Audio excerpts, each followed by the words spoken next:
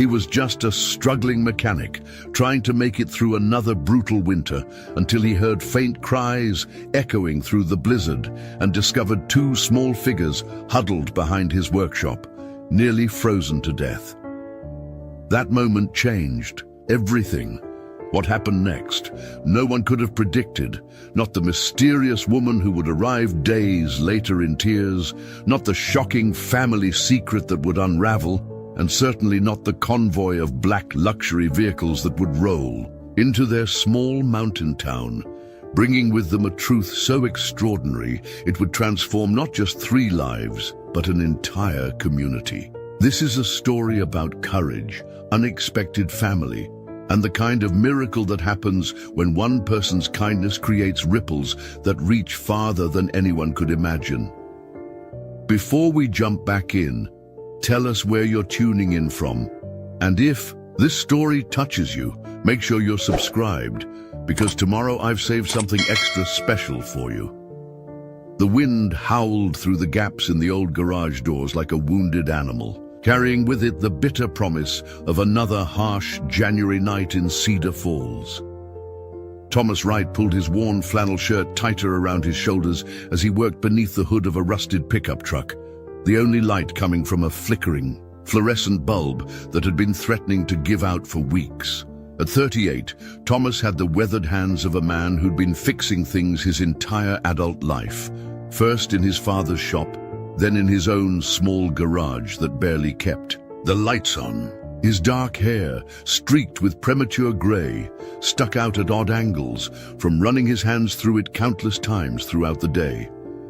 The worry lines around his eyes had deepened over the past 2 years, etched there by sleepless nights and mounting bills.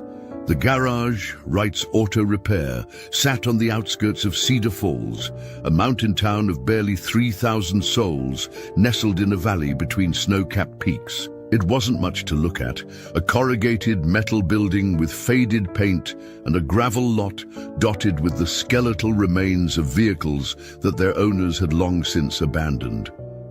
But it was his, bought with every penny he'd saved, and a loan that still haunted his dreams. Thomas wiped his hands on an oil-stained rag and glanced at the small space heater humming weakly in the corner. The heating bill alone was killing him this winter.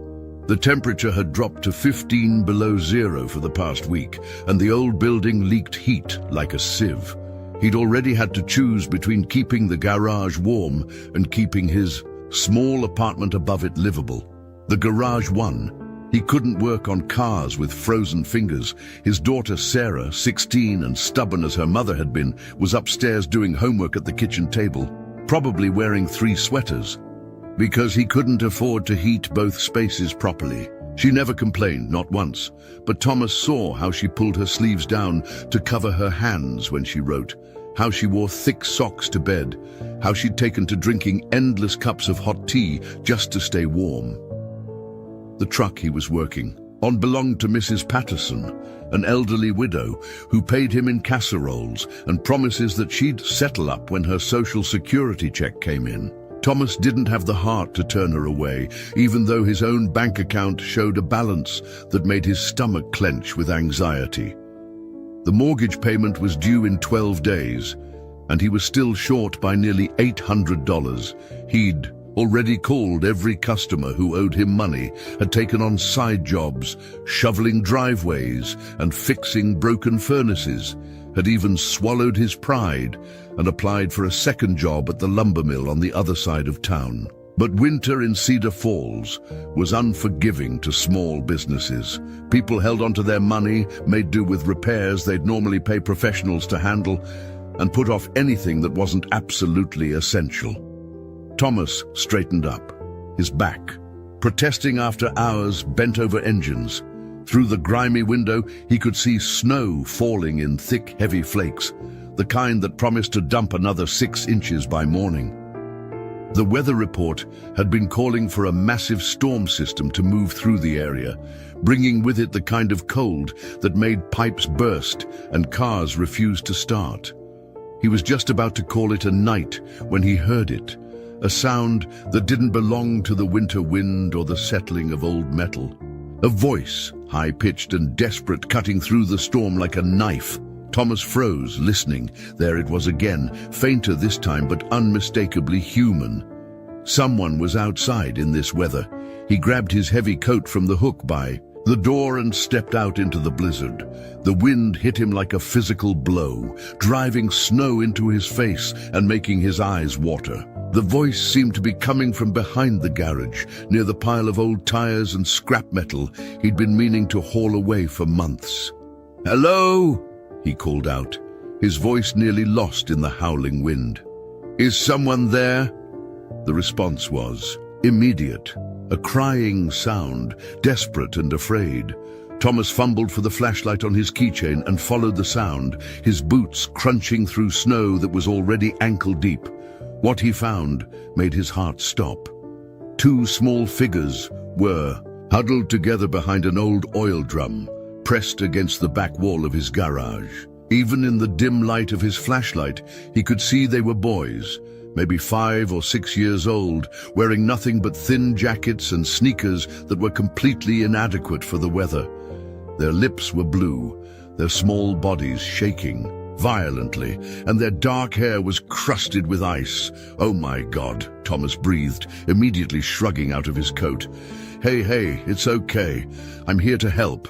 The boys looked up at him with huge, frightened eyes. They were clearly twins, identical except for a small scar on one boy's forehead. They clung to each other desperately, too cold and scared to speak. Thomas wrapped his coat around both of them, feeling how dangerously cold their small bodies were. They couldn't have been out here long, or they'd already be gone.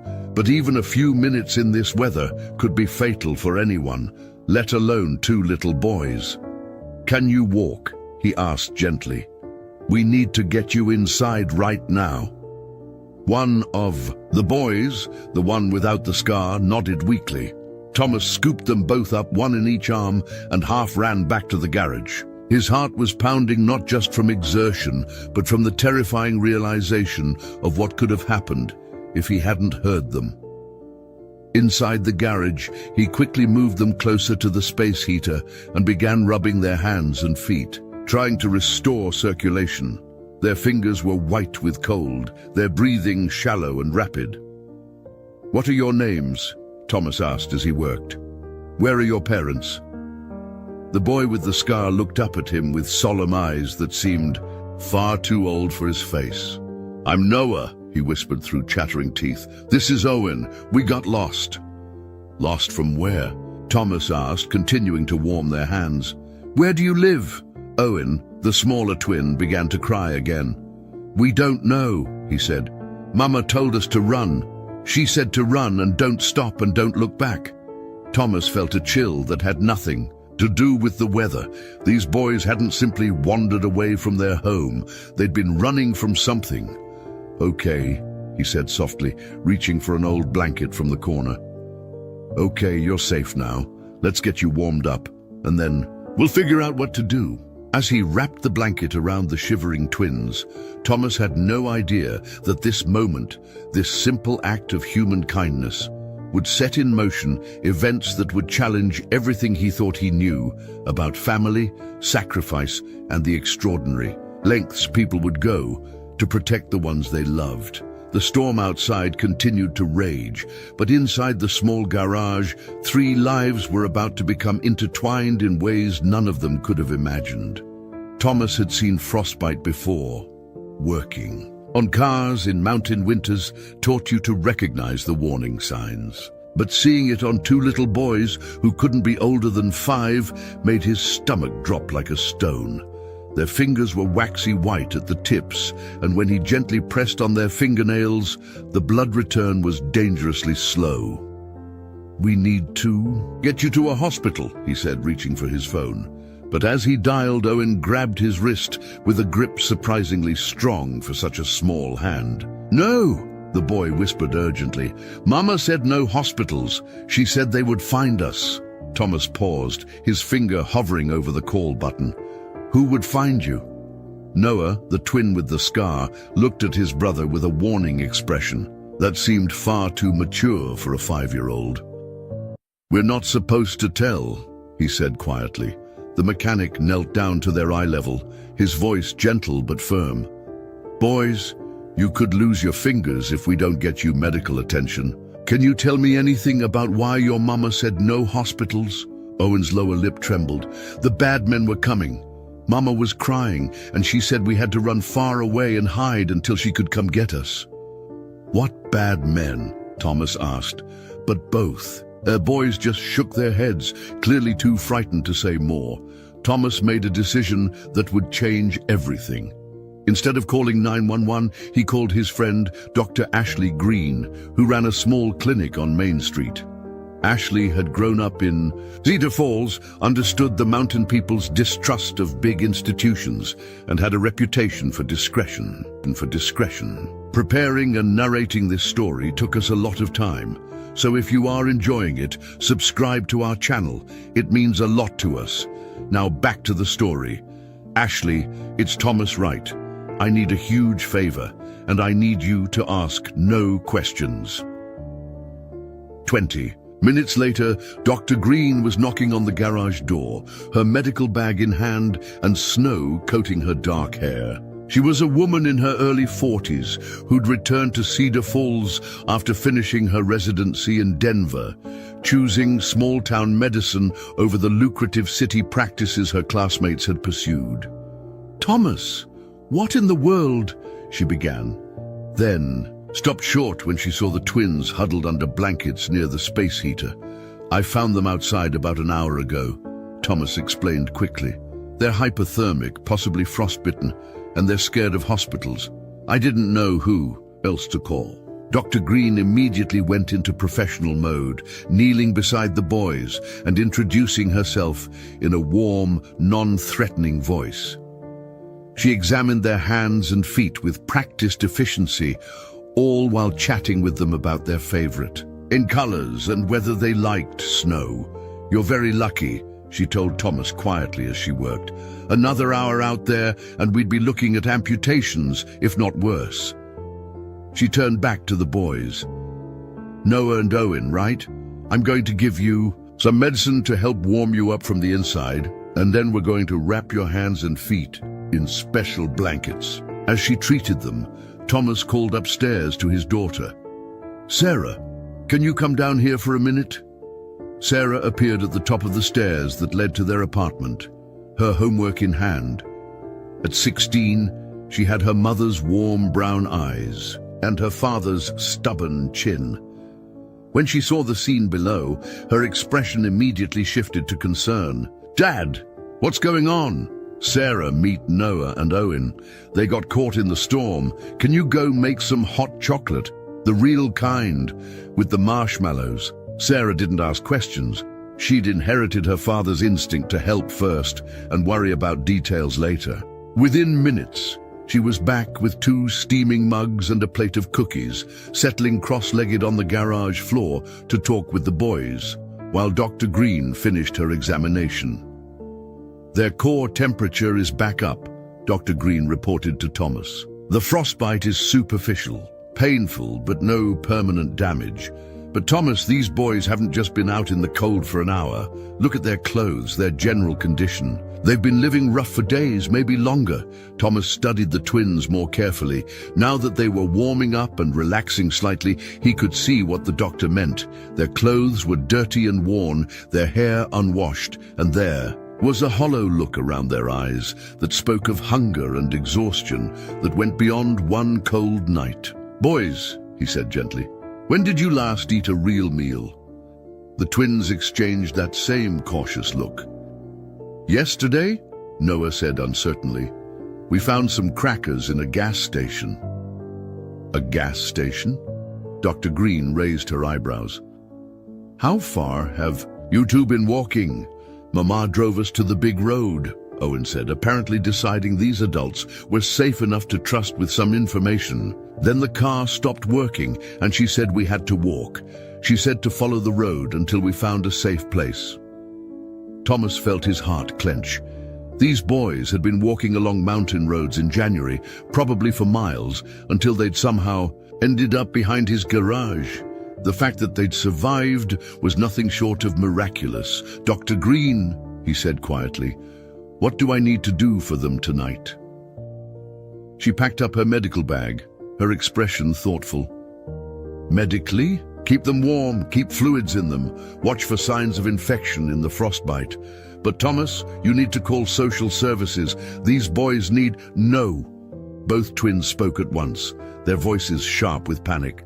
Owen started crying again. "Please, don't call them.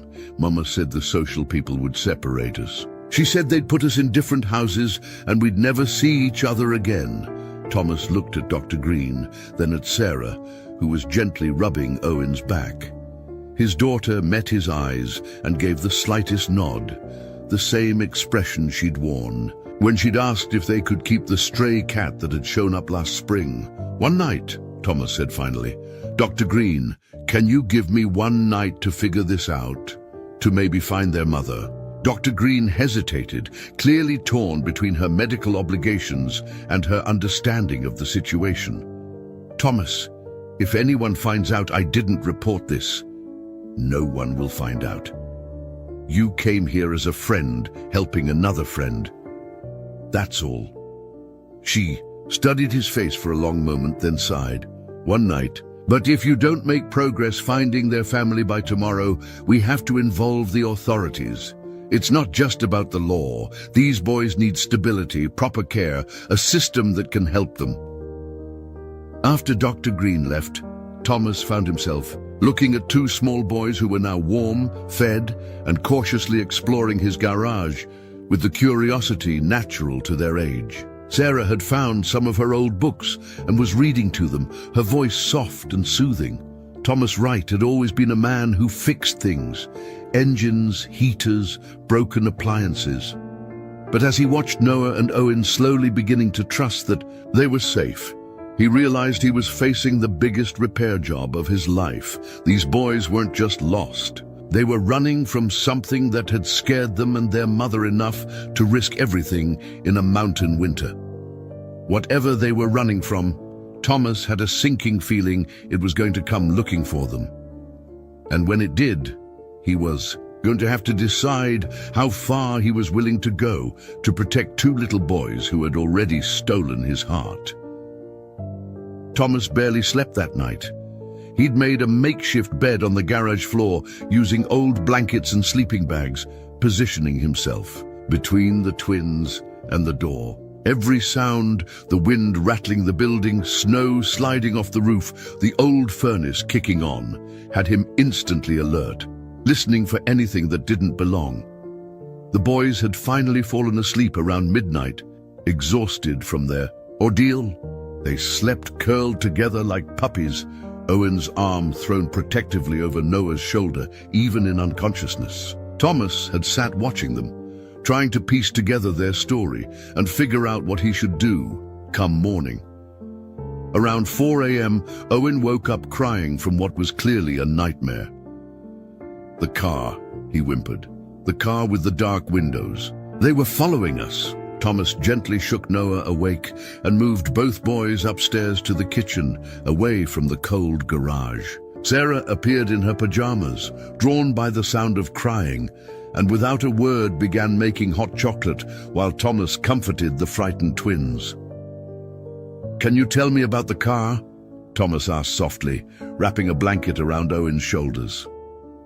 Noah looked at his brother, then back at Thomas with those two old eyes. "It had really dark windows so you couldn't see inside. Mama saw it following us for 3 days. She kept taking different roads, but it was always there." "That's when she started crying," Owen added quietly.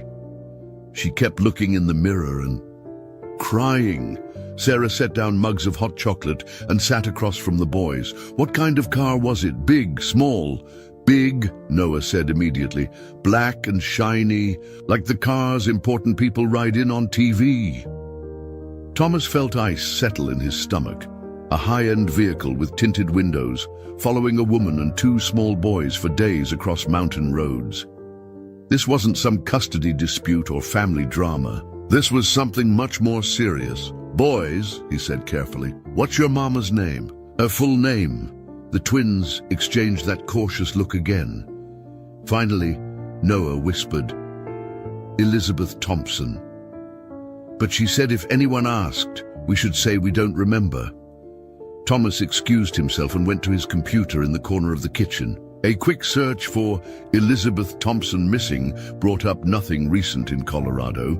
He tried Elizabeth Thompson, Cedar Falls, and then Thompson Family, Colorado. Still nothing, but when he searched Elizabeth Thompson, Denver, his blood ran cold. The first result was a news article from the Denver Post, dated just 4 days ago. Local accountant disappeared after reporting financial irregularities to FBI. The article included a photo of a dark-haired woman in her early 30s with kind eyes and a nervous smile. Thomas's hands trembled as he read, Elizabeth Thompson, 32, an accountant for Pinnacle Financial Management, disappeared from her Denver apartment Tuesday evening after reportedly providing evidence to federal investigators regarding alleged money laundering operations. Thompson's employer, Pinnacle Financial, is currently under federal investigation for potential connections to organized crime activities. Thompson's vehicle was found abandoned on Highway 285 near Fairplay with signs of a struggle. Her twin sons, Noah and Owen Thompson, age 5, are also missing. Anyone with information should contact the FBI immediately. Thomas stared at the screen, his mind racing. Elizabeth Thompson hadn't been running from an abusive ex-husband or a custody battle. She'd been running from organized crime figures who wanted to silence her before she could testify about money laundering operations. And now, her 5-year-old sons were sitting in his kitchen, drinking hot chocolate, completely unaware that some of the most dangerous people in Colorado were probably looking for them. Dad, Sarah's voice was quiet, concerned. You look like you've seen a ghost. Thomas closed the laptop and returned to the kitchen table. The boys were coloring on some, and paper Sarah had found, finally looking like the young kids they actually were, instead of the frightened refugees they'd become. He made a decision that would change all their lives. Boys, he said, sitting down beside them, I need to tell you something about your mama. Over the next 20 minutes, Thomas gently explained what he'd found, using simple terms and reassuring them constantly that they were safe. The boys listened with the heartbreaking composure of youngsters who'd already seen too much of the world's cruelty. Is Mama okay? Owen asked, his lower lip trembling. I don't know, Thomas answered honestly, but I promise you this, we're going to do everything we can to find her and keep you safe until we do. Noah looked up at him with eyes that seemed to see straight through to his soul. You're not going to give us to the bad men? Never, Thomas said with a conviction that surprised him with its intensity. I will never let anyone hurt you. Do you understand me? The decision crystallized. In that moment, Thomas Wright, struggling mechanic barely able to keep his own life together, was going to take on organized crime figures to protect 2 little boys he'd known for less than 24 hours. He thought about his bank account, his mortgage payment, due in 11 days, the precarious balance of his small business. He thought about the risks he was taking, harboring potential witnesses in a federal investigation, interfering with what was probably an ongoing FBI case, putting his own daughter in potential danger. None of it mattered. Sarah, he said, turning to his daughter, pack a bag, we're taking a little trip. Sarah raised her eyebrows but didn't question him. She'd learned to trust her father's judgment, even when it led them into complicated situations. Where are we going? Noah asked. Thomas was already moving, pulling out his phone to make the call that would officially make him part of this dangerous game. We're going to find someone who can help us locate your mama, and then we're going to bring her home. He dialed the number for the FBI field office in Denver. Thomas Wright crossed a line from which there would be no return. He was no longer just a good Samaritan who'd helped 2 lost boys. He was now officially harboring federal witnesses and inserting himself into an organized crime investigation. But as he looked at Noah and Owen, who were watching him with the first genuine hope he'd seen in their eyes, Thomas knew he'd made the only choice his conscience would allow. These boys had been through enough. They deserved someone who would fight for them, someone who wouldn't give up when things got dangerous, even if that someone was just a broke mechanic from a small mountain town who'd never fought anything more dangerous than a stubborn carburetor in his entire life. This FBI field office in Denver was nothing like what Thomas had expected. Instead of the sterile, intimidating environment he'd imagined from movies, he found himself sitting in a cramped conference room with chipped paint and fluorescent lights that flickered intermittently. Across from him sat Special Agent Jennifer Collins, a woman in her early 40s with sharp eyes and graying hair pulled back in a practical ponytail. "Mr. Wright," Agent Collins said, studying the file open in front of her, "you've put yourself in an extremely dangerous position." Thomas shifted in his uncomfortable chair, glancing through the one-way window where Sarah sat in the waiting area with Noah and Owen. The boys were reading picture books a receptionist had found for them, their small heads bent together as Sarah helped them with the bigger words.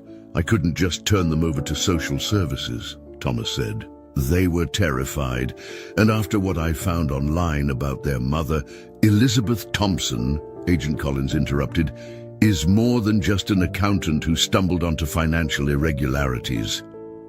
She closed the file and leaned forward. "She's been working undercover for us for the past 8 months. Thomas felt the floor drop out from under him. "Undercover? You mean she's an agent?"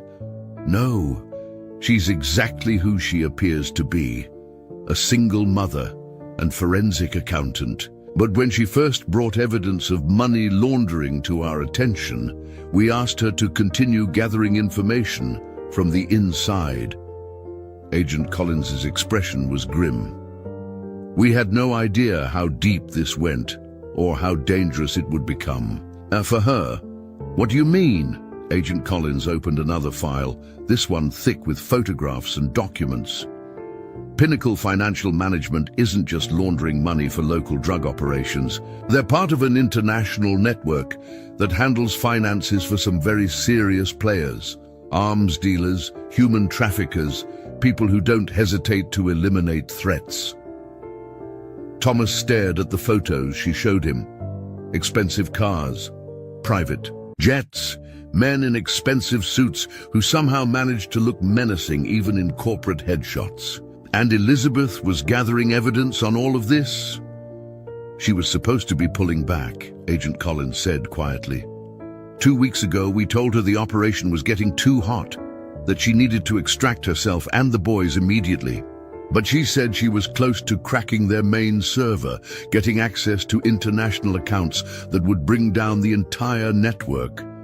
So she stayed. She stayed. And 3 days ago, someone inside Pinnacle figured out what she was doing.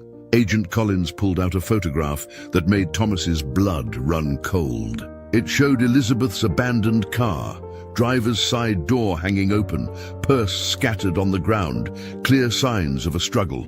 "Do you know if she's—" Thomas couldn't finish the question. "We don't know. She had a panic protocol.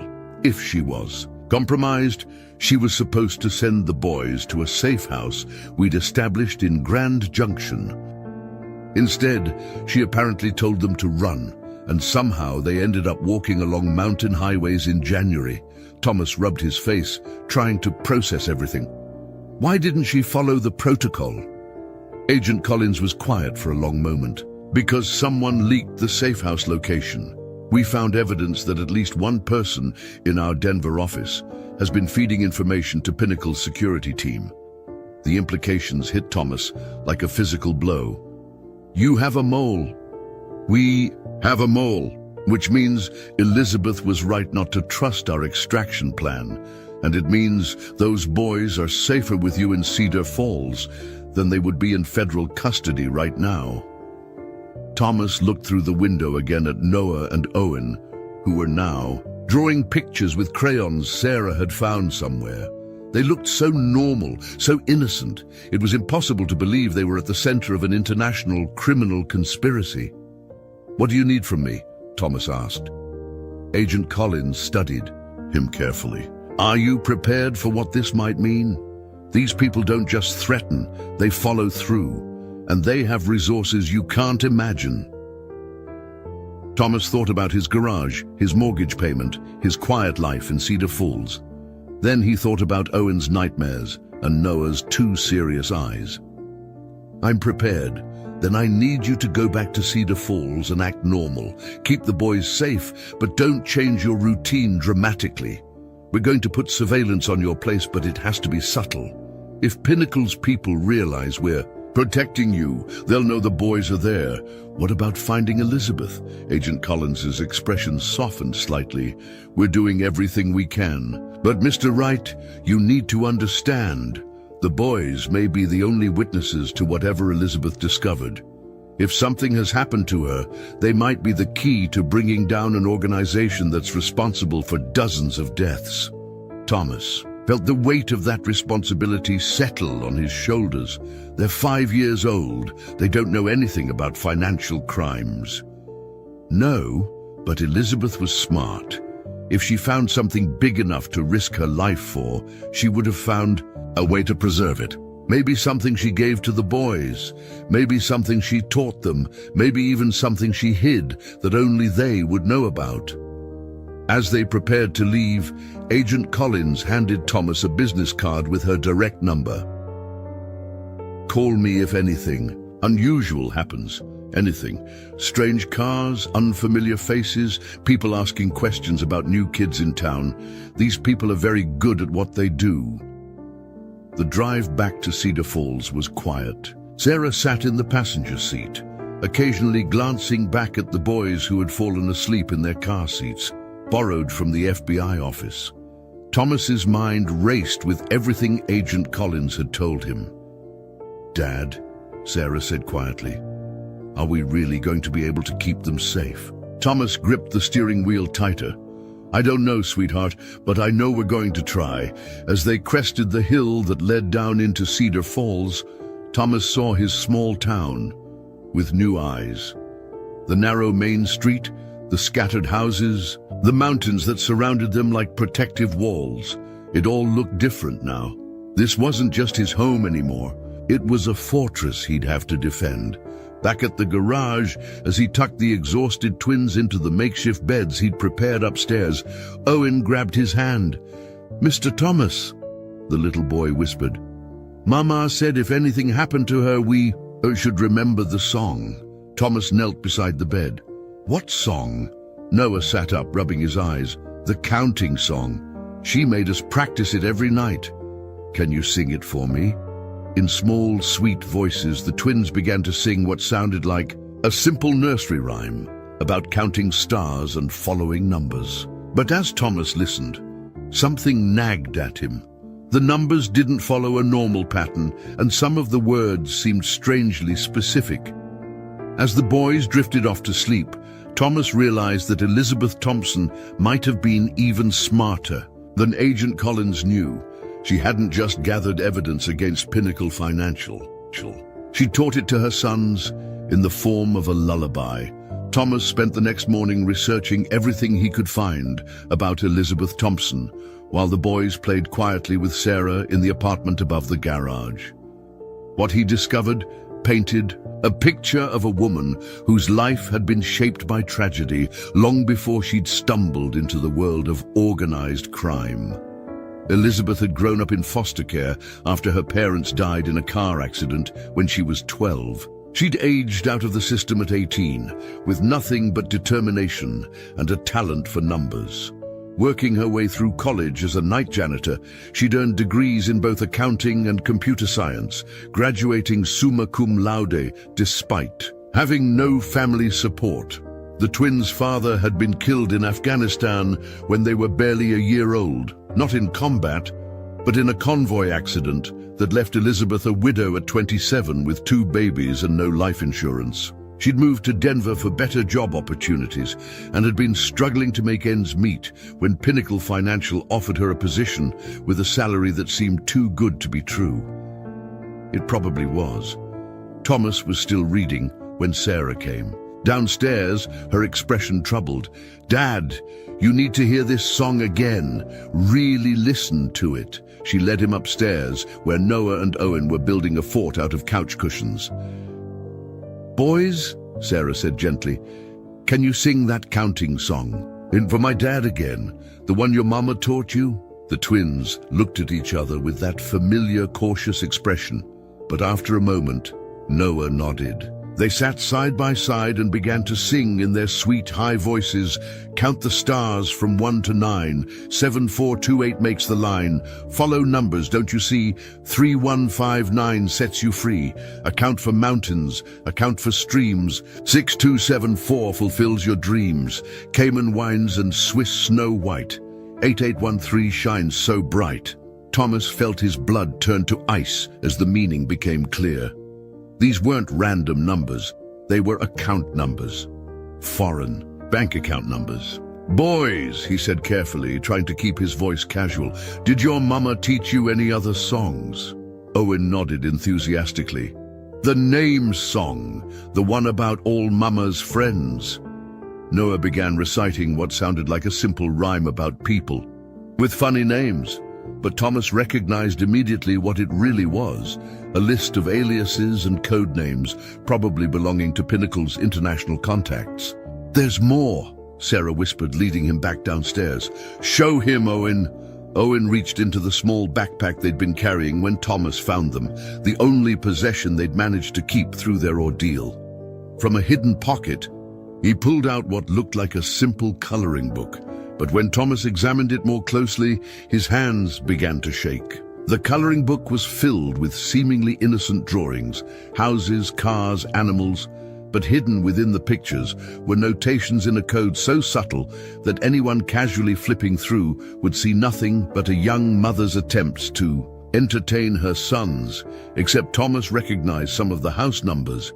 They corresponded to addresses he'd heard Agent Collins mention. The license plates on the drawn cars matched patterns he'd seen in the FBI files. And the prices, written next to drawings of toys, were amounts that could only be money laundering transactions.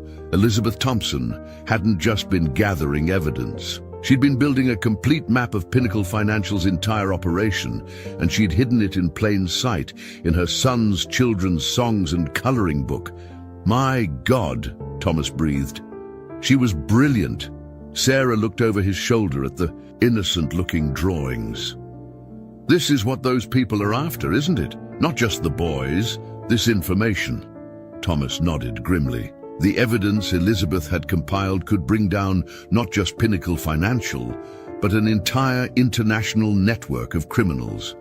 Account numbers, contact lists, transaction records, it was all there, disguised as childhood games and songs.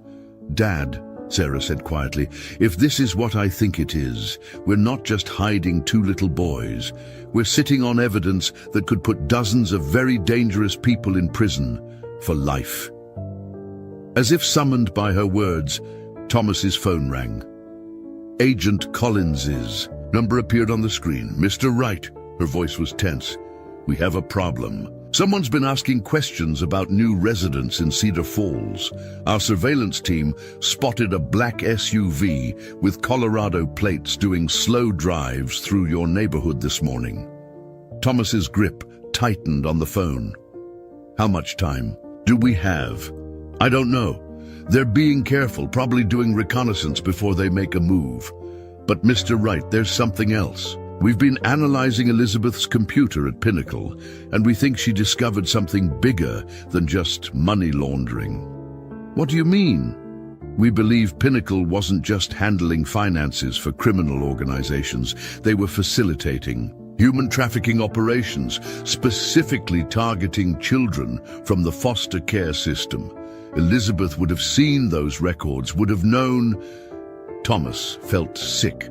Elizabeth Thompson, who'd grown up in foster care herself, had discovered. that the company she worked for was involved in trafficking vulnerable kids like she'd once been. No wonder she'd risked everything to bring them down. Agent Collins, Thomas said, looking at Noah and Owen, who were now napping on the couch, still clutching their coloring book. I think I know why Elizabeth stayed to gather more evidence, even when you told her to pull back. What do you mean? Thomas told her about the songs, the coloring book, the massive amount of evidence Elizabeth had compiled and hidden with her sons. When he finished, Agent Collins was quiet for a long moment. "Mr. Wright," she said finally, "those boys aren't just witnesses. They're carrying enough evidence to dismantle one of the largest criminal networks in North America. And if our suspects realize that..." She didn't need to finish the sentence. Thomas understood. The people hunting Noah and Owen weren't just trying to eliminate witnesses to their mother's investigation. They were trying to recover evidence that could destroy their entire operation, and that evidence was currently sleeping on his couch, disguised as nursery rhymes and crayon drawings. As Thomas hung up the phone, he realized that everything had changed again. He wasn't just protecting two frightened little boys anymore. He was guarding the key to bringing justice for countless victims, including Elizabeth Thompson, who'd sacrificed everything to make sure her sons could finish what she'd started. The weight of that responsibility was almost crushing, but as he looked at Noah and Owen, peaceful in sleep for the first time since he'd found them, Thomas Wright made another choice that would define the rest of his life. He wasn't giving up. No matter what came next, they came at sunset, when the mountain shadows were long and the streets of Cedar Falls were nearly empty. Thomas first noticed them while he was closing up the garage for the day, a convoy of 5 black SUVs moving slowly down Main Street like a funeral procession, their tinted windows reflecting the dying light. His blood turned to ice. These weren't FBI vehicles or local law enforcement. These were the wolves Agent Collins had warned him about. Thomas quickly locked the garage and ran upstairs, taking the steps 3 at a time. "Sarah!" he called urgently. "Get the boys and go to your room. Lock the door and don't come out until I tell you." Sarah looked up from where she was helping Noah and Owen with a puzzle, immediately reading the fear in her father's voice. "Dad, what's..." "Now, Sarah, please." She gathered the twins without question, ushering them toward her bedroom. Owen looked back with worried eyes. "Mr. Thomas, are the bad men here?" "Just stay with Sarah," Thomas said, forcing his voice to remain calm. "Everything's going to be okay." But as he watched the SUVs pull into a perfect formation in front of his garage, Thomas wasn't sure he believed his own words. The vehicles sat there for several minutes, engines idling, creating an atmosphere of menace that seemed to press against the windows of his small apartment. Thomas could see neighbors peering out from behind curtains, sensing something wrong, but not understanding what they were witnessing. Finally, doors began opening. The men who emerged weren't the crude thugs Thomas had expected. They were professionals, wearing expensive suits despite the mountain cold, moving with military precision, each one clearly armed despite the concealed nature of their weapons. There were at least 15 of them, more than enough to handle one small-town mechanic and his family. The leader was a tall man in his 50s, with silver hair and cold grey eyes. He approached the garage with the confident stride of someone accustomed to getting his way through intimidation. When he knocked on the door, it was 3 precise raps that somehow managed to sound like a demand. Thomas made sure the apartment door was locked behind him before heading downstairs. He opened the garage door to find the man standing there with 2 companions flanking him like bodyguards. "Mr. Wright," the man said in a voice that carried a slight accent Thomas couldn't place. "My name is Byron King. I represent certain business interests that have been inconvenienced by some missing property." "I don't know what you're talking about," Thomas replied, trying to keep his voice steady. Byron King smiled, but it never reached his eyes. "Of course you don't. May I come in?" It's quite cold out here, and we have much to discuss. Thomas wanted to refuse, but the sight of the other men positioned around his property suggested that this wasn't really a request. He stepped aside and allowed Byron King to enter the garage, though he made sure to stay near the door. Impressive operation you have here, King said, looking around at the modest garage with obvious disdain. Very quaint. I imagine it provides a comfortable living for a man of simple needs. What do you want? King walked over to Thomas's workbench and picked up a wrench, examining it with exaggerated interest. I want what every businessman wants. Mr. Wright, a return on my investment. You see, certain items have gone missing from my organization, items that belong to me. I don't have anything that belongs to you. Oh, but you do. King set down the wrench and turned to face Thomas directly. Two very specific items that were removed from my possession without authorization. I believe you call them Noah and Owen. Thomas felt his hands clench into fists.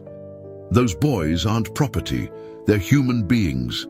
They are whatever I say they are, King replied, his voice hardening. And right now, they are thieves in possession of stolen information that could cause significant damage to my business. Operations. They're 5 years old. Age is irrelevant. They have something I need, and I will have it back. King began walking slowly around the garage, his footsteps echoing in the concrete space. You see, Mr. Wright, Elizabeth Thompson was a very foolish woman. She thought she could steal from me, lie to me, betray the trust I placed in her. She thought wrong. Thomas's heart hammered in his chest. Where is she? King paused his circling and smiled again. Ms. Thompson discovered that there are consequences for disloyalty, permanent consequences. The implication hit Thomas like a physical blow. Elizabeth was dead. These monsters had killed a mother for trying to protect vulnerable children. Now, King continued, you have a choice to make. You can return my property, all of it, including any information the boys may have memorized. And this unpleasant business can be concluded quietly. Or you can continue this foolish attempt at heroism and discover what happens to people who interfere with my operations. And if I refuse, King gestured toward the window, where Thomas could see the other men positioned around his property, then I'm afraid your charming little family will experience the same consequences as Ms. Thompson, starting with your daughter, who seems like such a sweet girl. Thomas felt rage building in his chest like a fire. This man was threatening Sarah, threatening two innocent little boys, threatening him for the crime of showing basic human decency. Of course, King added conversationally, there's also the matter of your business. It would be unfortunate if something were to happen to this garage, a fire perhaps, or maybe the bank might suddenly find irregularities in your loan payments. These things happen to people who make poor choices. Thomas looked around his garage, the business his father had started, the livelihood he'd built with his own hands, the only security he could offer his daughter. King was offering him a choice between saving his own life and protecting two boys who had already lost everything. I need time to think, Thomas said finally. Byron King checked his expensive watch. You have 1 hour, Mr. Wright. 60 minutes to bring the boys and any materials they may have with them to this garage. After that, my patience expires and your problems become much more serious. He walked toward the door, then paused. Oh, and Mr. Wright, don't even consider calling your FBI friends. Agent Collins is currently dealing with some urgent matters back in Denver, something about evidence tampering charges. She won't be taking any calls tonight. With that, Byron King walked out of the garage, leaving Thomas alone with the weight of an impossible choice. Through the window, he could see the SUVs maintaining their positions, the men inside patient as predators waiting for prey to make a fatal mistake. Upstairs, Sarah and the twins were waiting for him to somehow make this nightmare go away. Thomas Wright, small-town mechanic, was about to find out what he was really made of. Thomas climbed the stairs to his apartment with legs that felt like lead. Each step carried the weight of Byron King's ultimatum, the image of those cold grey eyes, and the knowledge that in 58 minutes he would have to make a choice that would define not just his own life, but the lives of everyone he cared about. Sarah was waiting for him in the living room, her face pale but determined. "Dad?" I could hear voices. Who was that man? Thomas looked towards Sarah's bedroom, where he could hear Noah and Owen talking quietly to each other. Such normal sounds. Two little boys trying to make sense of a world that had become incomprehensible. He turned back to his daughter, seeing so much of her mother in the set of her jaw, the way she squared her shoulders when she was scared, but trying to be brave. "Sarah, I need you to listen to me very carefully," Thomas said, sitting down beside her on the couch. "The man downstairs wants to take Noah and Owen. He's given us 1 hour to hand them over." Sarah's eyes widened. "And if we don't?" Thomas couldn't bring himself to repeat King's specific threats about what would happen to her. "Then things get very dangerous for all of us. So what are we going to do?" Thomas looked at his daughter. This brave, smart, compassionate young woman who had never hesitated to help two frightened little boys. In that moment, he realized that the choice wasn't really about what he was willing to risk. It was about what kind of man he wanted to be, what kind of father he wanted to be, and what kind of world he wanted to help create. "We're not giving them up," he said quietly. Sarah's face showed relief mixed with terror. "Dad," that man looked at... there are so many of them, and they have guns, and... "I know." Thomas took her hands. "Sarah, I know this is scary. I know the smart thing might be to walk away, to protect ourselves, but those boys have already lost their mother. They've already been through more than any young person should have to endure. I can't be the person who hands them over to the monsters who killed Elizabeth." From the bedroom came the soft sound of Owen crying, probably from another nightmare. Thomas heard Noah's voice, gentle and protective, comforting his brother the way he'd been doing for days. "Besides," Thomas added, "we're not just protecting Noah and Owen. We're protecting all the other vulnerable people those men have hurt and will hurt in the future. Elizabeth died trying to stop them. The least we can do is finish what she started." Sarah was quiet for a moment, then she nodded. "Okay, so what's the plan?" Thomas almost smiled, despite the circumstances. His daughter had inherited more than just her mother's stubbornness. She'd inherited her sense of justice, too. "First, we get the boys' evidence somewhere safe," Thomas said. "If something happens to us, that information needs to survive. Second, we call everyone we trust in this town and ask for help." "You think people will actually stand up to those men?" Thomas thought about the people of Cedar Falls, tough mountain folk who'd chosen to live in an isolated valley because they valued independence and community over convenience. People like Bill Anderson, who ran the hardware store and had served 2 tours in Iraq. Like Stephanie Baker, who owned the diner and had raised 5 kids on her own after her husband died in a mining accident. Like old Daniel Thomas, who'd been the town's volunteer fire chief for 30 years and still responded to every emergency call, despite being in his 70s. "Sarah, this town is full of people who came here because they believe in taking care of each other. Most of them are armed, all of them are stubborn, and none of them like outsiders coming in and making threats." Thomas went to his closet and pulled out a hunting rifle he'd inherited from his father. He hadn't fired it in years, but he cleaned and maintained it religiously. "I'm not saying we're going to win a gunfight against professional criminals, but I am saying we don't have to face this alone." While Sarah helped Noah and Owen pack their coloring book and few belongings into a backpack, Thomas began making phone calls. The first was to Bill Anderson. "Bill, it's Thomas Wright. I need your help with something dangerous, and I can't explain much over the phone. Can you meet me at the garage in 20 minutes? "Thomas, you sound like hell. What's going on?" "I'm protecting 2 little boys. From some very bad people, people who are threatening to hurt Sarah if I don't hand them over. There was a pause, then, I'll be there in 15, and Thomas, I'm bringing friends. The next call was to Stephanie Baker, then to Daniel Thomas, then to Dr. Ashley Green. Each conversation was brief, but the response was the same. They would come. As Thomas finished his calls, Sarah emerged from the bedroom with the twins.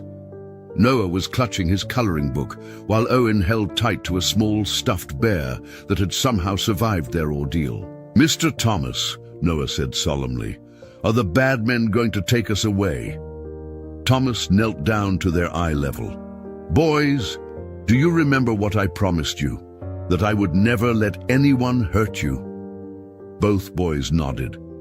"Well, I meant it, but I need you to be very brave for a little while longer. Some of my friends are coming to help us, but it might get scary. Can you do that? Will you stay with us?" Owen asked in a small voice. "I'm not going anywhere," Thomas said firmly. "Sarah and we're going to make sure you're safe. That's a promise. That's a promise." 15 minutes later, Thomas heard vehicles pulling up outside. Not the menacing black SUVs, but pickup trucks and older cars driven by people he'd known for years. He looked out the window and felt his heart swell with something that might have been hope. Bill Anderson was there with his military bearing and a rifle case. Stephanie Baker had arrived with her eldest son, both of them carrying what looked like hunting gear. Daniel Thomas climbed slowly out of his old Ford, but Thomas could see the fire chief's radio on his belt and knew that meant other volunteers were on the way. Most surprising was Dr. Ashley Green, who emerged from her car with a medical bag and a determined expression that reminded Thomas why she'd chosen to practice medicine in a place where she'd sometimes have to treat gunshot wounds and mining accidents. As his friends gathered in the garage, Thomas realized that Byron King had made a critical miscalculation. He'd assumed that threatening a small-town mechanic would be like intimidating any other isolated individual. But Cedar Falls wasn't just a place on a map. It was a community, and communities protected their own. When King returned in 37 minutes, he wouldn't be facing just Thomas Wright. He'd be facing an entire town that had decided 2 little boys were worth fighting for. Thomas checked his watch. 42 minutes until King's ultimatum expired. 42 minutes to turn an auto repair garage into a fortress and a group of ordinary citizens into the last line of defense for 2 innocent boys. It was going to have to be enough. The garage had been transformed into something that looked like a combination war room and community center. Bill Anderson had spread a map of Cedar Falls across Thomas's workbench, marking strategic positions with the precision of someone who'd planned military operations in hostile territory. Stephanie Baker had taken charge of communications, using her Dyna's radio system to coordinate with other volunteers throughout the town. Daniel Thomas sat in the corner, his weathered hands steady as he checked the mechanisms of hunting rifles that hadn't been fired in anger since the Korean War. But it was Dr. Ashley Green who surprised Thomas the most. The quiet physician had arrived with more than just her medical bag. She'd brought a tablet computer and was rapidly typing what appeared to be a detailed report. "What are you working on?" Thomas asked, kneeling beside her. Ashley looked up, her brown eyes intense with purpose. "A complete documentation of everything that's happened here. Names, dates, threats, evidence. If Byron King thinks he can intimidate a town into silence, he's about to learn how wrong he is." She gestured to her screen, which showed a video file. "I've been recording testimonies from everyone here. Bill's military service record, Stephanie's connections throughout the state, Daniel's 40 years of emergency response experience. When this is over, we're not just going to have protected Noah and Owen. We're going to have built an unshakable case against these people." Thomas felt something shift in his chest. This wasn't just about surviving the next hour anymore. The People in his garage weren't just helping him protect two boys. They were building something that could outlast any single threat. "There's more," Ashley continued, lowering her voice. "I've been in contact with a colleague in Denver, someone outside the FBI network that might be compromised. She's put me in touch with reporters, advocacy groups, federal prosecutors who specialize in organized crime. Thomas, what Elizabeth discovered isn't just evidence. It's the key to dismantling an entire system that preys on vulnerable people." Sarah appeared at Thomas's shoulder, having overheard the conversation. "You mean this could help other kids? Kids like Noah and Owen, who might be in danger right now?" "Exactly," Ashley said, her voice growing stronger. "But only if we survive long enough to get the story out there properly." Bill Anderson looked up from his map. "Which brings us back to the immediate problem. We've got about 30 minutes before these bastards expect an answer. Thomas, what do you want to do?"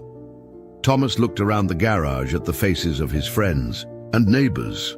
These weren't soldiers or law enforcement officers. They were ordinary people who'd chosen to risk everything because it was the right thing to do. The weight of that responsibility was enormous, but so was the strength it gave him. "We're not handing over the boys," Thomas said firmly, "but we're also not just going to wait here for a gunfight. We're going to go on the offensive."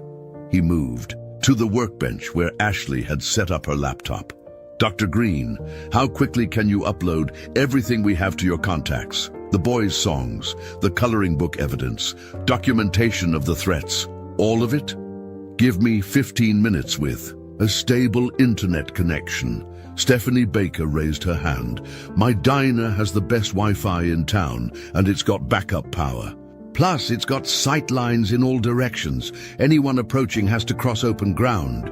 Daniel Thomas nodded slowly. "The fire station's right next to the diner. If we move the boys there, we've got multiple escape routes and direct communication with state authorities." Thomas felt the plan crystallizing. "So we don't just defend, we broadcast. We make Noah and Owen's stories so public, so well documented, that silencing them becomes impossible." "What about King and his men?" Bill asked. "They're not just going to let us walk away."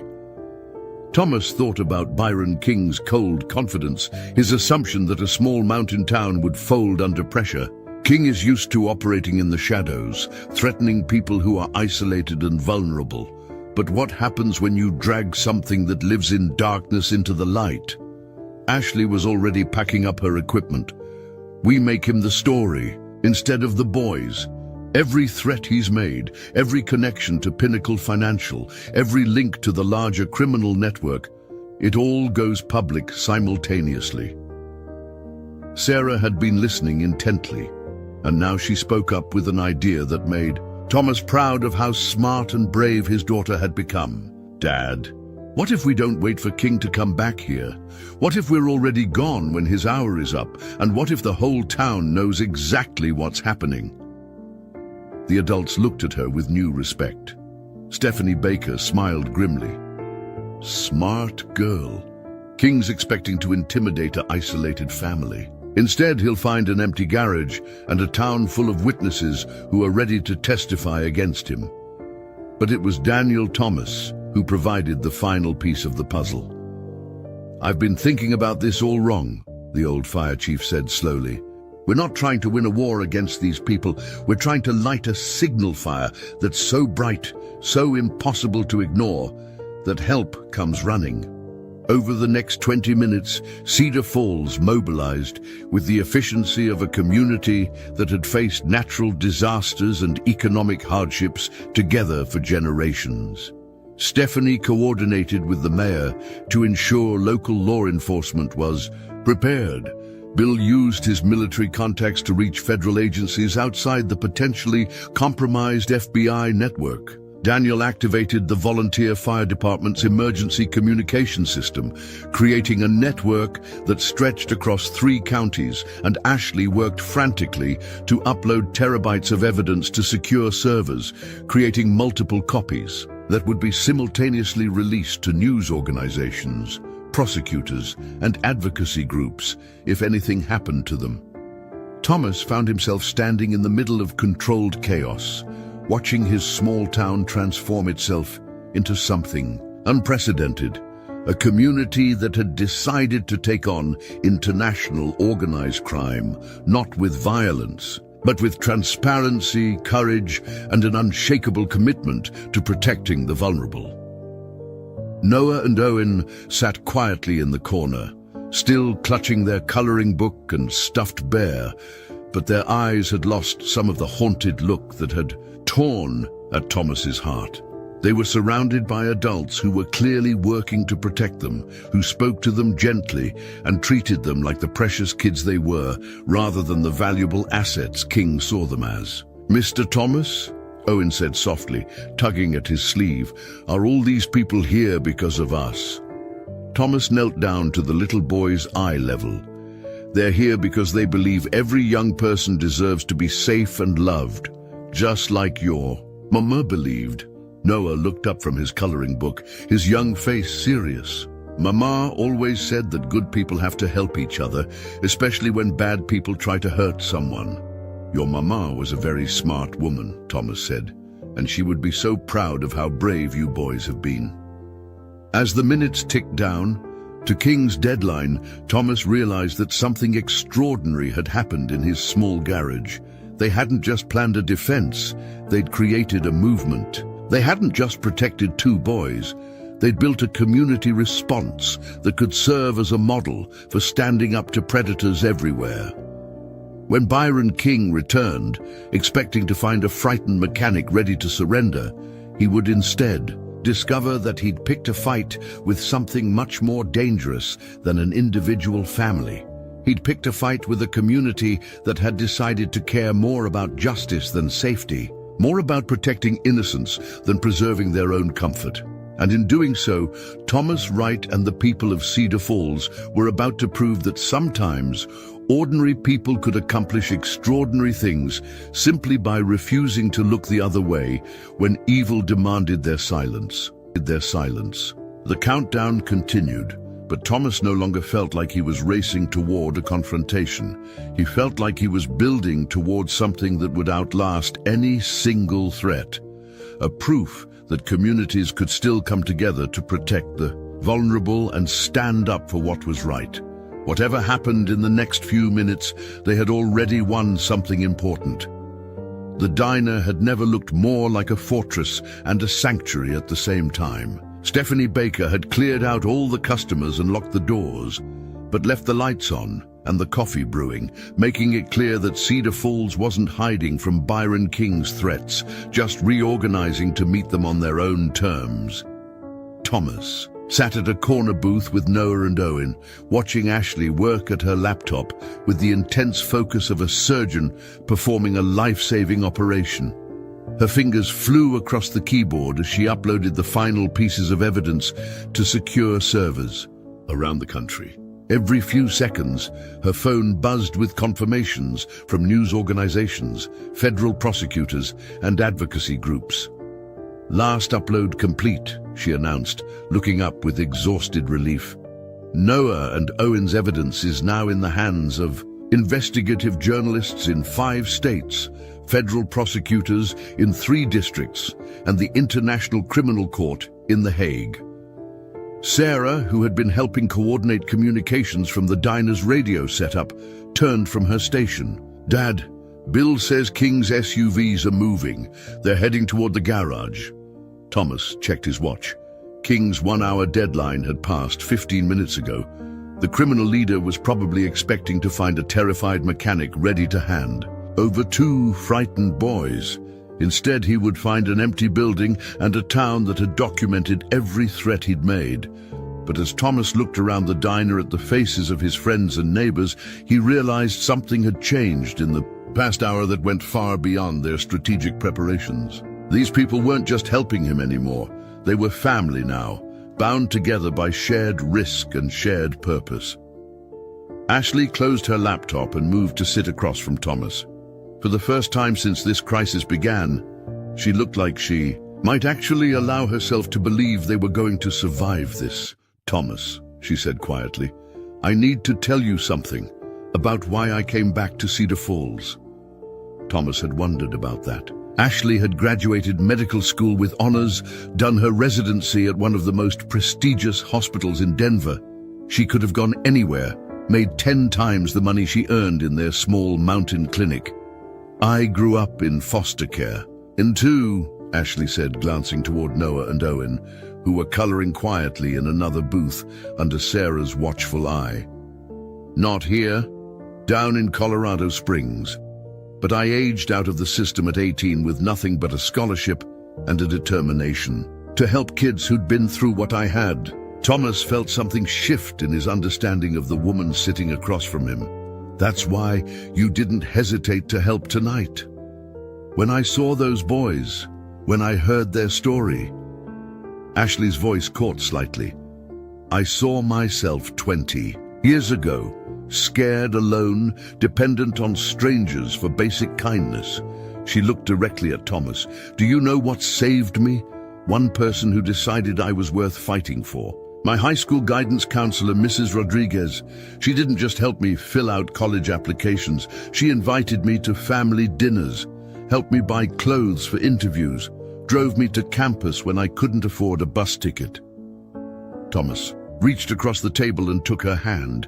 "That's who you are for these boys now." Ashley's eyes glistened. "That's who we all are for them now." "But Thomas, what we've built here tonight, this community response, it's bigger than just Noah and Owen. We've created a model for how to protect vulnerable people when the system fails them." Before Thomas could respond, Daniel Thomas's voice crackled over the radio. "All units, this is base. King's people have reached the garage. They're not happy about finding it empty." Through the diner's front window, Thomas could see the distant glow of headlights near his garage. He imagined Byron King's cold fury at discovering his careful intimidation had backfired so completely. Stephanie Baker emerged from the kitchen carrying a tray of sandwiches and hot chocolate. "Figured everyone should eat," she said, but Thomas noticed her hands were shaking slightly. For all her strength and determination, she was still a civilian facing off against dangerous criminals. "Stephanie," Thomas said gently, "you don't have to do this. None of you do. You've already done more than enough." Stephanie set down the tray with more force than necessary. "Thomas Wright, don't you dare try to protect me from my own choices. You think I don't know what kind of people we're dealing with? You think I don't understand the risks?" She sat down heavily in the booth beside Ashley. "My youngest daughter is the same age as those boys. If something happened to me and she was running from monsters, I'd pray to God that someone like you would take her in. I'd pray that a whole community would stand up for her." Ashley squeezed Stephanie's hand. "We're all scared, but we're scared together, and that makes us stronger." From across the diner, Owen's voice piped up. "Miss Ashley, are you really a doctor?" "Like you said," Ashley smiled, the tension in her face softening. "I really am. Why do you ask?" "Because doctors help people feel better," Owen said, with the simple logic of a 5-year-old. "And my tummy doesn't hurt anymore when you're here." The adults exchanged looks loaded with emotion. These boys had been carrying trauma that went far beyond physical injuries. They'd been carrying the weight of fear, abandonment, and loss that no young person should have to bear. Noah looked up from his coloring book. "Mr. Thomas, when we sang, 'Mama's songs for you,' you didn't get mad like the bad men would have." Thomas felt his throat tighten. "Why would I get mad?" "Because Mama said the songs were secrets, and secrets sometimes make grown-ups angry." Noah's voice was very small, "But you just listened, and you helped us remember Mama." Sarah had been listening from her radio station, and now she came over to kneel beside the boys' booth. "Noah, Owen, do you want to know something?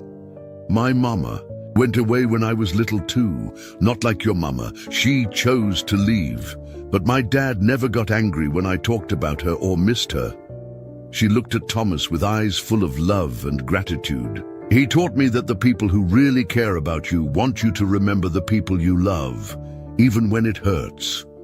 Thomas had to look away for a moment, overwhelmed by the depth of what was happening in this small diner.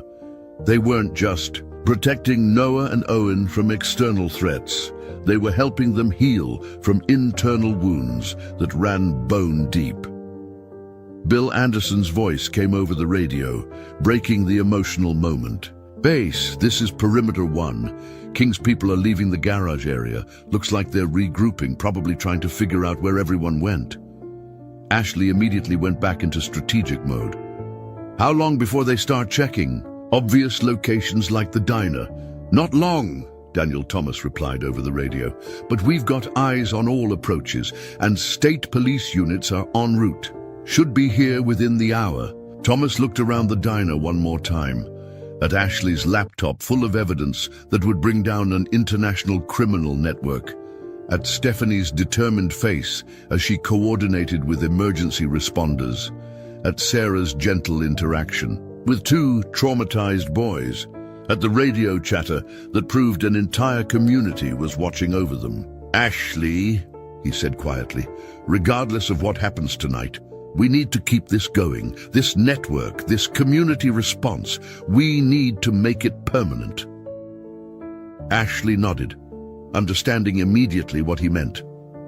A sanctuary program, not just for emergency situations, but an ongoing resource for vulnerable families, training for community members, coordination with law enforcement agencies that we trust, legal advocacy, trauma counseling.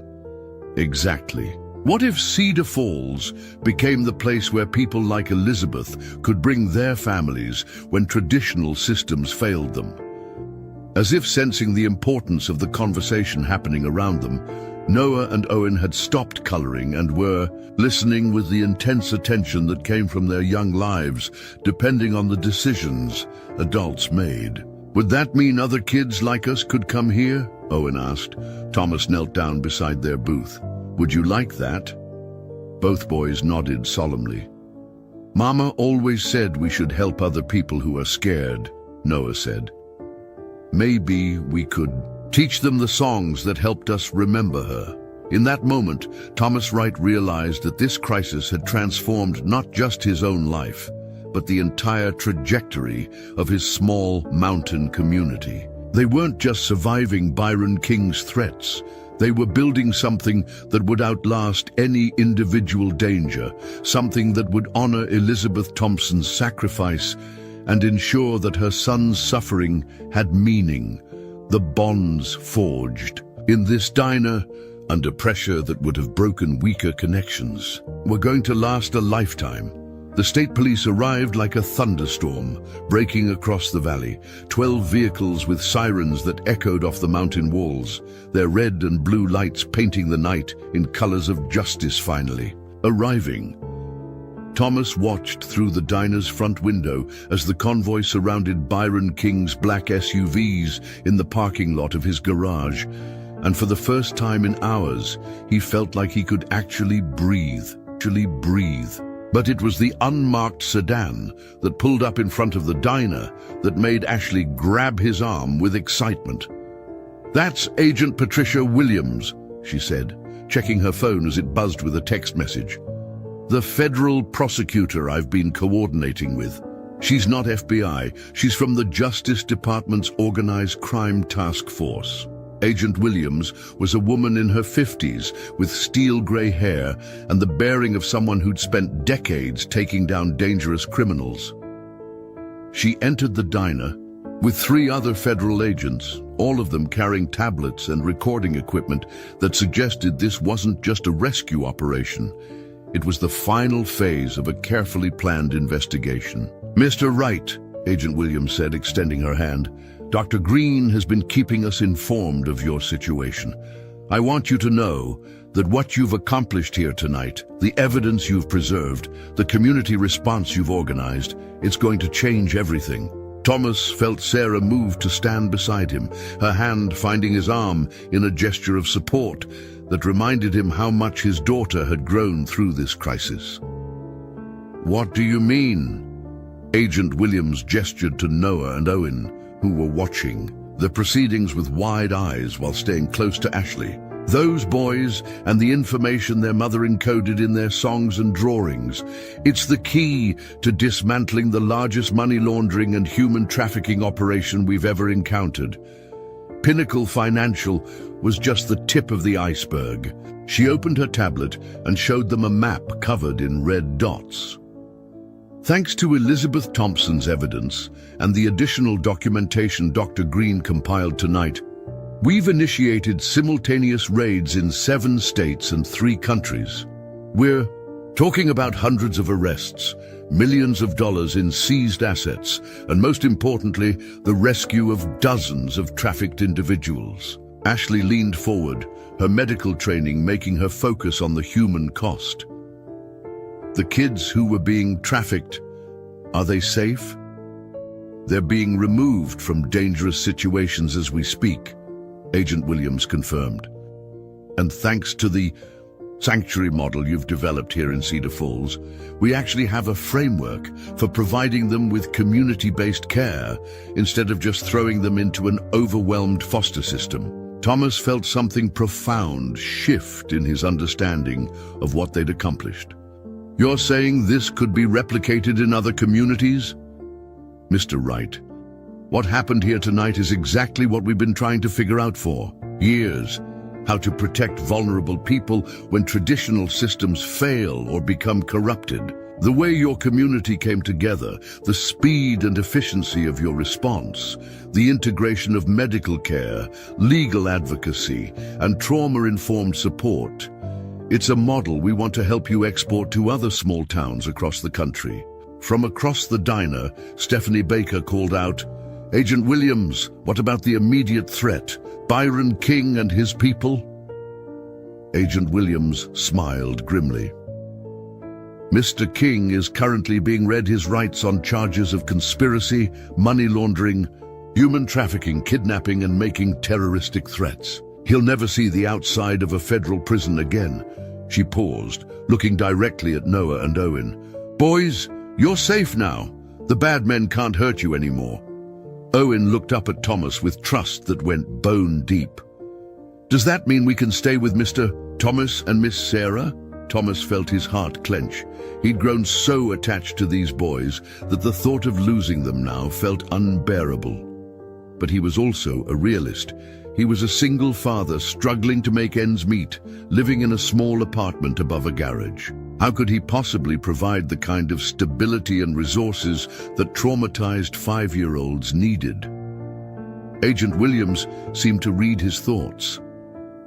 Mr. Wright, there's something else we need to discuss.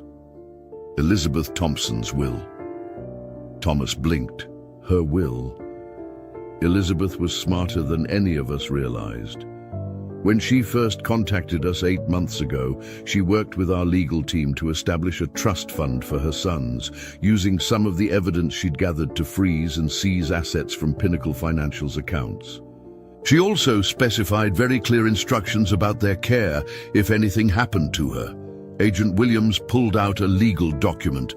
She designated that Noah and Owen should be placed with any family willing to love them as their own, preferably in a small community where they can heal and grow, surrounded by people who understand that kindness is stronger than fear. Thomas stared at the document, his mind racing. She didn't name a specific guardian.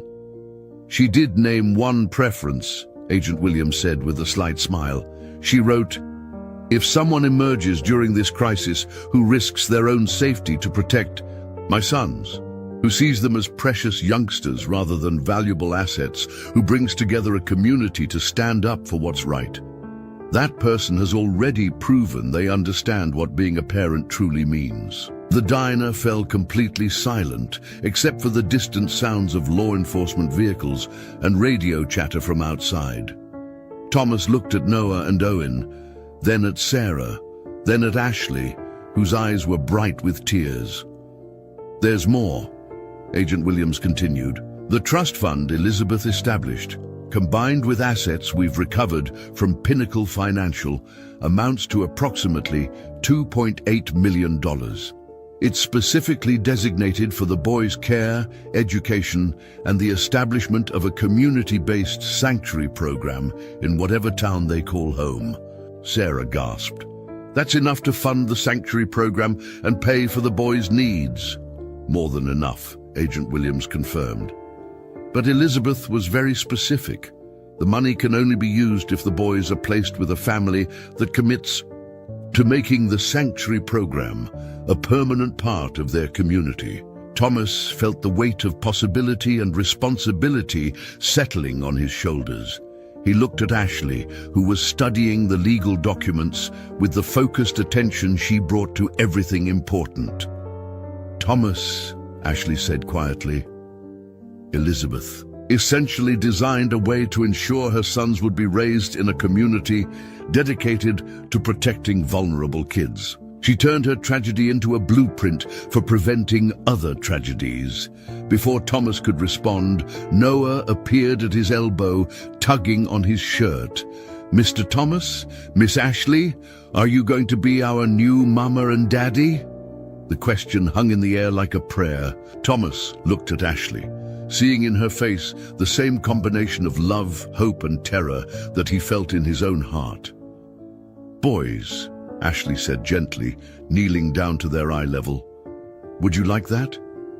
Yes, Owen said immediately. You make us feel safe, and Miss Sarah is the best big sister ever. Noah nodded solemnly. Mama told us that families aren't just about blood. She said families are about people who choose to love each other every day. Thomas felt his throat tighten with emotion. He looked at Ashley, this remarkable woman who'd emerged from her own traumatic childhood to become a healer, who'd risked everything tonight to protect two boys she barely knew, who'd seen the same vision he had for building something that could help vulnerable families. Ashley, he said quietly, I know this is happening fast, and I know it's complicated, but... She stood up, moving close enough that he could see the gold flecks in her brown eyes. Thomas Wright, are you asking what I think you're asking? I'm asking if you want to build a life together, not just because of the boys, not just because of the sanctuary program, but because, he paused, searching for words adequate to the moment, because I've fallen in love with who you are. Your courage, your compassion, the way you see solutions where other people see problems. I'm asking if you want to be partners, in every sense of the word. Ashley's smile was like sunrise breaking over the mountains. Yes, to all of it. Yes to the boys, yes to the sanctuary, yes to building something beautiful together. She reached up and kissed him, and Thomas felt like everything in his life had suddenly aligned into perfect focus. When they broke apart, they were surrounded by applause from everyone in the diner, Stephanie wiping her eyes, Daniel Thomas grinning behind his coffee cup, Sarah beaming with joy, and Noah and Owen clapping their hands with delight. Agent Williams cleared her throat with professional amusement. I'll take that as an acceptance of guardianship? Absolutely, Thomas and Ashley said simultaneously, then laughed at their synchronization, but it was Sarah who provided the moment that would live in Thomas's memory forever. She knelt down beside Noah and Owen, her voice serious but warm. Boys, I want you to know something. When I was little and my mom left, I used to dream about having brothers. I used to wish for a family that chose to stay together instead of falling apart. She looked up at Thomas and Ashley. I never imagined I'd get such amazing little brothers and such a perfect stepmom all at the same time. Noah and Owen launched themselves at Sarah, wrapping their small arms around her neck in a group hug that brought tears to every adult eye in the room. Over the next hour, as federal agents continued processing evidence and arrests, the people of Cedar Falls began planning their future. Bill Anderson volunteered to help convert an unused building on Main Street into the sanctuary's headquarters. Stephanie Baker offered to coordinate community volunteer training. Daniel Thomas promised to work with law enforcement agencies to develop rapid response protocols. And Dr. Ashley Green soon-to-be Dr. Ashley Wright, began sketching out plans for a comprehensive program that would provide trauma-informed care, legal advocacy, educational support, and community integration for vulnerable families. As dawn began to break over the mountains, Thomas stood on the diner's front porch with his new family. Sarah had fallen asleep in a booth, exhausted by the emotional intensity of the night. Noah and Owen were curled up together on another bench, finally peaceful in their sleep. Ashley stood beside him, her hand in his, watching the sunrise paint the valley in shades of gold and promise. "Do you think we can really do this?" Thomas asked quietly. "Build something that lasts? Create a place where kids like Noah and Owen never have to be afraid?" Ashley squeezed his hand. "Thomas, look what we accomplished in one night with nothing but determination and community spirit. Imagine what we can do with resources, time, and love." From inside the diner came the sound of Owen laughing at something Sarah was saying as she woke up, followed by Noah's voice asking if they could have pancakes for breakfast. "Besides," Ashley added with a smile, "we've got the best reasons in the world to make it work."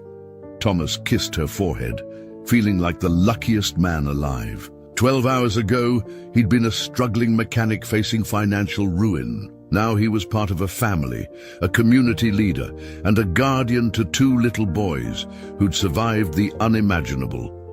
Elizabeth Thompson's sacrifice had been transformed into something beautiful, a legacy of protection, love, and hope that would ripple outward to help countless vulnerable families for generations to come.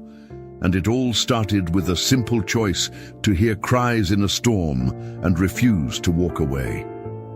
2 years later, the morning sun streaming through the windows of the Cedar Falls Community Sanctuary Center caught the dust motes dancing in the air like tiny stars, illuminating a scene that would have been impossible to imagine just 24 months earlier. Thomas Wright, now Thomas Wright Green, after he and Ashley had decided to hyphenate their names, stood in the main reception area, watching 7-year-old Noah help a new arrival, a little girl named Emma who had just escaped a trafficking situation in Nevada. "The scared feeling goes away," Noah was saying with the quiet wisdom of someone who'd survived the unimaginable. "It takes a while, but it really does.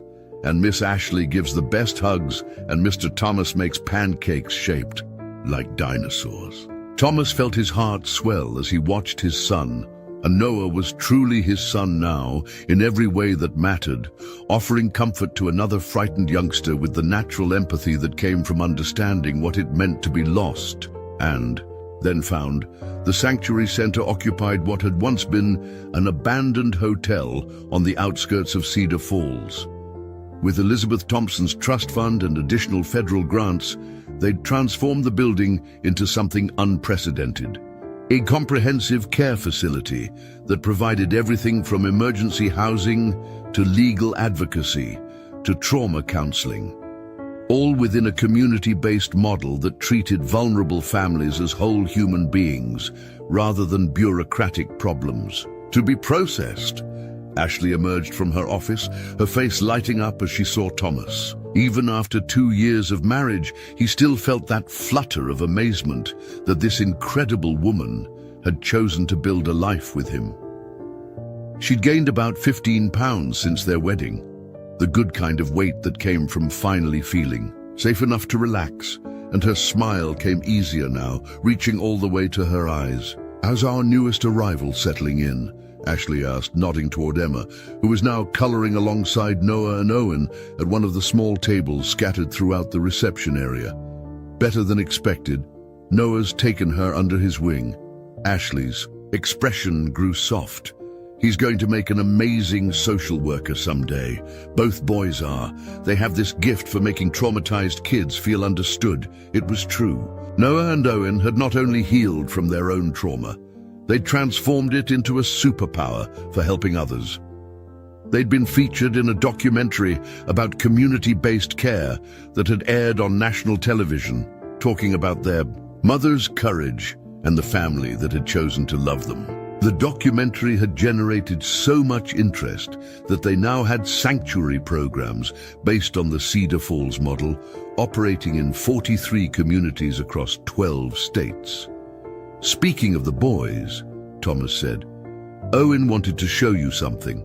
When you have a minute, he's in the art therapy room with Miss Jennifer Collins, the same Agent Collins who'd first contacted them, but who'd left the FBI after the Pinnacle financial case to become the Sanctuary's program coordinator, had discovered a talent for working with traumatized kids through creative expression. She'd built an entire curriculum around helping them process their experiences through drawing, music, and storytelling." Ashley and Thomas made their way down the hallway, lined with artwork created by the Sanctuary's residents. Hopeful pictures of families and homes and dreams for the future. They found Owen in the art room, proudly displaying a crayon drawing of what appeared to be a wedding ceremony. "Miss Ashley, Mr. Thomas, look what I made for Sarah." Sarah had graduated high school the previous spring with a full scholarship to study social work at Colorado State University. But more importantly, she was engaged to a young man named Michael Clark, a fellow student who'd volunteered at the Sanctuary the previous summer and had fallen in love not just with Sarah, but with the mission she'd grown up supporting. "She's going to love it," Ashley said, examining Owen's drawing with the serious attention she gave all the children's artwork. "Tell me about all the people in the picture." Owen pointed to each figure with the enthusiasm of a 7-year-old artist. "That's Sarah in the pretty white dress, and that's Michael, and that's you and Mr. Thomas, and that's me and Noah, and that's all our Sanctuary families, and that's Mama watching from heaven." Thomas had to look away for a moment. Elizabeth Thompson had become a beloved figure in their family mythology, not as a source of sadness, but as a reminder of the courage it took to protect the people you loved. The boys talked about her often, sharing memories and stories, keeping her spirit alive through their own acts of kindness. "Owen," Ashley said gently, "would you like to help me frame this so we can give it to Sarah as a surprise?" As they worked together, Thomas reflected on how profoundly their lives had changed. The garage still operated. He'd hired 2 full-time mechanics and had expanded the business into a worker cooperative that provided job training for Sanctuary residents.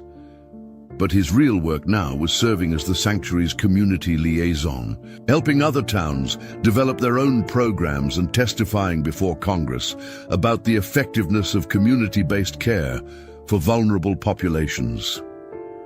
The financial transformation had been almost surreal. Elizabeth's trust fund, combined with federal grants and private donations inspired by their story, had not only secured the boys' futures, but had made Thomas and Ashley financially comfortable for the first time in their lives.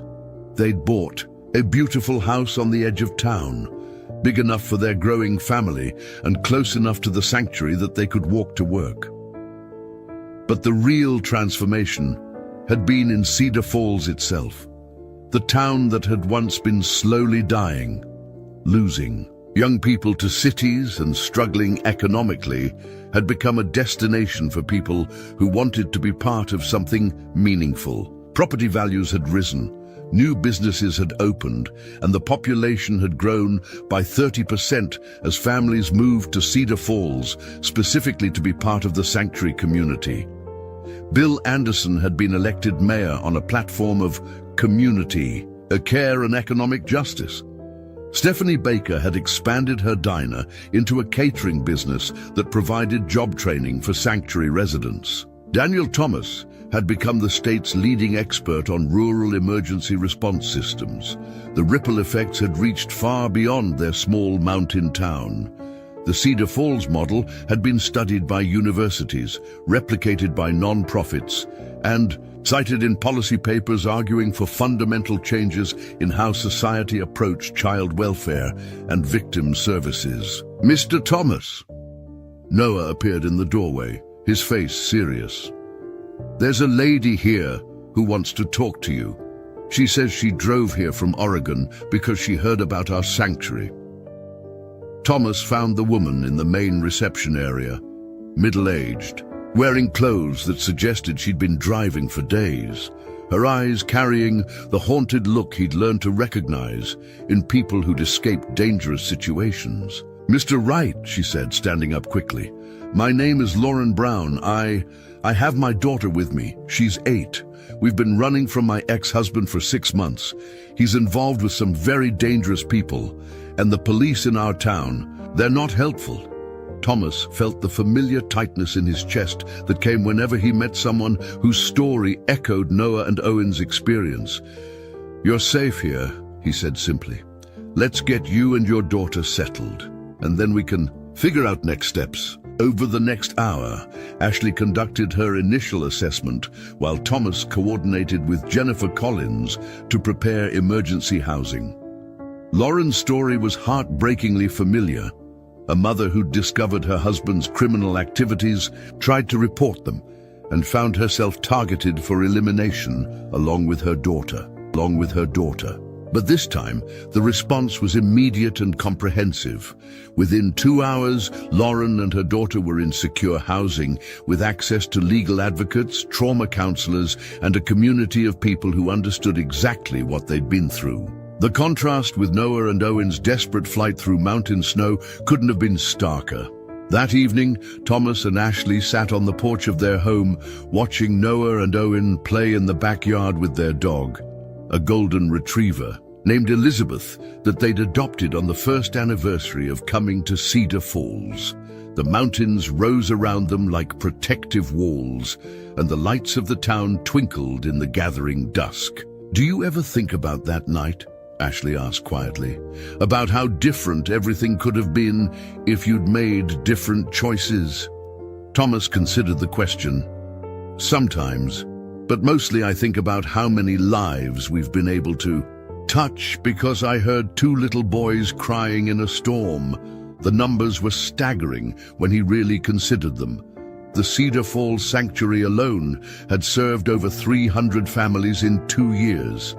The 43 satellite programs had helped thousands more. The documentary about their story had inspired legislation in 6 states.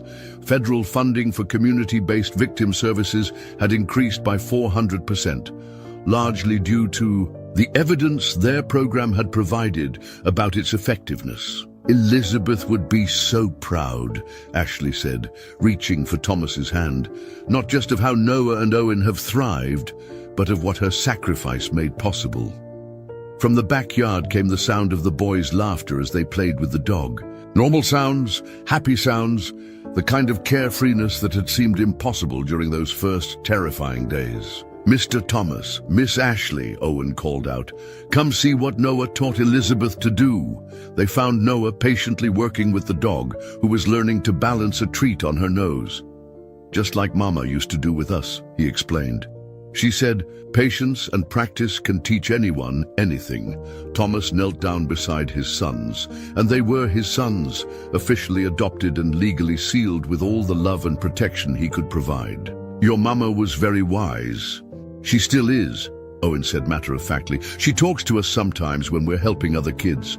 Not with words, but we can feel her being proud." As they headed inside for dinner, Thomas's phone buzzed with a text. From Zara, Dad saw the news about the Sanctuary program being approved for national expansion. "I'm so proud of you and Ashley. Can't wait to be home for the celebration next week. Love you all." The national expansion Sarah was referring to represented the culmination of 2 years of advocacy work. The federal government had officially adopted the Cedar Falls model as a pilot program for rural victim services, with plans to establish sanctuary communities in every state over the next 5 years. During dinner, Noah and Owen chatted about their plans to help train volunteers for the new programs, talking about teaching other kids the songs their mother had used to encode vital information and sharing the strategies they'd developed for helping traumatized youngsters feel safe.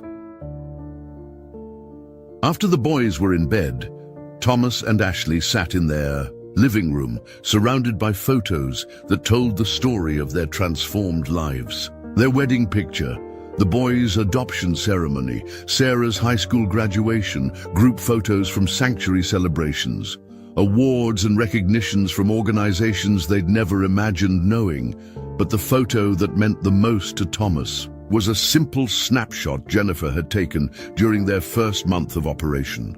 Thomas and Ashley working side by side, while Noah and Owen helped a frightened little girl color a picture of a house with the sun shining overhead. "Ashley," Thomas said, pulling her close on the couch, "do you remember what you said that first night, about lighting a signal fire that would be bright enough to call for help?" She smiled, settling against his shoulder. "We lit it, didn't we? Lit it. And now it's spread to 43 communities and counting." They sat in comfortable silence, listening to the mountain wind and the distant sounds of a town that had become a beacon for vulnerable families across the country. Somewhere, out there, other communities were developing their own sanctuary programs. Other families were finding safety and healing. Other children were learning that they were worth fighting for. It had all started with two little boys crying in a storm, and one man who chose to listen instead of walking away. But it had become something that even Elizabeth Thompson, in all her careful planning, could never have imagined. A movement that was changing how society protected its most vulnerable members. Thomas Wright had once been a struggling mechanic who could barely keep his garage open. Now he was the co-founder of a program that was literally saving lives across the nation. Ashley had once been a small-town doctor working in isolation. Now she was a nationally recognized expert on trauma-informed community care. Noah and Owen had once been terrified refugees running from killers. Now they were confident, compassionate young boys who spent their time helping other scared kids learn to feel safe again. And Cedar Falls had transformed from a dying mountain town into a model of what communities could accomplish when they decided that caring for vulnerable people was everyone's responsibility. As Thomas turned off the lights and headed upstairs to check on the boys one last time, he found them both sound asleep. Noah's arm thrown protectively over Owen's shoulder, just like that first night in the garage. But their faces were peaceful now, unmarked by the fear and trauma that had defined their early lives. On Owen's nightstand sat a small, framed photo of Elizabeth Thompson. Not the haunted woman from the news reports, but a smiling mother holding her infant sons, her face radiant with love and hope for their future. "Thank you," Thomas whispered to the photo, "for trusting us with them, for showing us what courage looks like, for teaching us that sometimes the smallest acts of kindness can change the world." Outside, snow was beginning to fall. Gentle flakes that painted the world in quiet beauty instead of the deadly storm that had brought Noah and Owen into their lives. This snow spoke of peace, of safety, of a community that had learned to shelter the vulnerable instead of turning away from their cries. The legacy Elizabeth Thompson had created was secure, growing stronger every day, touching lives she would never know, but had somehow managed to save through the courage of her sacrifice and the kindness of strangers who had refused to remain strangers. Up next, you've got two more standout stories right on your screen. If this one hit the mark, you won't want to pass these up. Just click and check them out. And don't forget to subscribe and turn on the notification bell so you don't miss any upload from us.